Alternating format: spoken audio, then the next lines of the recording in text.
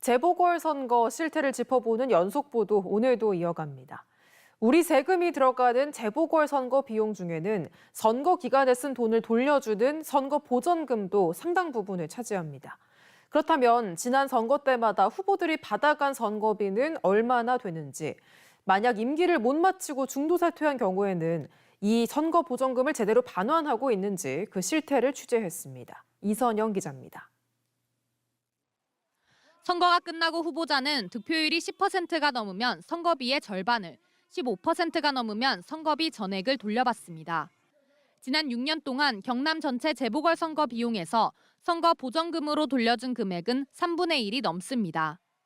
MBC 경남이 경남선거관리위원회에 정보공개 청구로 확보한 자료에 따르면 지난 2013년부터 지난해까지 당선이든 낙선이든 1,800여 명이 900억 넘는 돈을 받아갔습니다.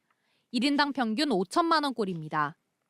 이 중 국민과 약속한 임기를 마치지 않은 공직자들이 당선 당시 받은 선거 보전금은 얼마나 될까요?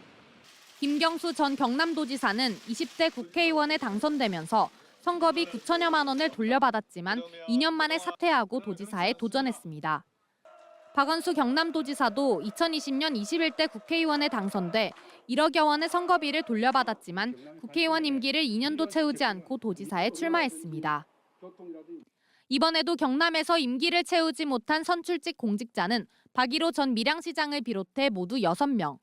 당선되면서 받았던 선거 보전금은 무투표로 당선된 예상원 전 도의원을 제외하고 모두 2억 4천여만 원입니다. 이들 중 선거법 위반으로 당선 무효가 된 최동석 전 김해시 의원, 김정숙 전 함안군 의원은 공직선거법에 따라 선거 보전금뿐 아니라 기탁금까지 5,500여만 원을 반환해야 합니다. 하지만 반환 기한을 각각 2달과 4달 가까이 넘기고 있습니다. 여건이 안 돼서 좀 못하고 있어요. 그런 대로 해야죠. 아직 안 했습니다. 이유는 좀 어떻게 되실까요? 돈이 없었어요. 이들의 재산은 어떨까?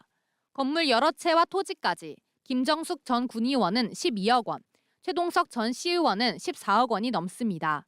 재산이 작년에 신고된 거 보니까 12억 원이 넘어가시던데. 그거는 현금이 없다는 뜻이죠. 기한은 중간이 하고 다 이야기 됐습니다. 하여튼 그 경매 정리가 되고 나면 조만간에 빠른 시일 내에 정리할 거예요. 당선 무효일 경우 이처럼 받아낼 규정은 있지만 출마를 이유로 중도 사퇴한 나머지 4명에겐 선거 보전금을 돌려받을 규정도 없습니다. 다른 선거에 출마하기 위해서 중도 사퇴하거나 이럴 경우에 저희가 기탁금이나 보전 비용을 반환하는 규정은 없습니다. 경남선관위는 최동석, 김정숙 전 의원의 선거 보전금과 관련해선 관할 세무서에 징수 위탁을 해 압류 상황을 지속적으로 확인하고 상황에 따라 소멸시효 연장 재판을 청구하겠다고 밝혔습니다. MBC 뉴스 이선영입니다.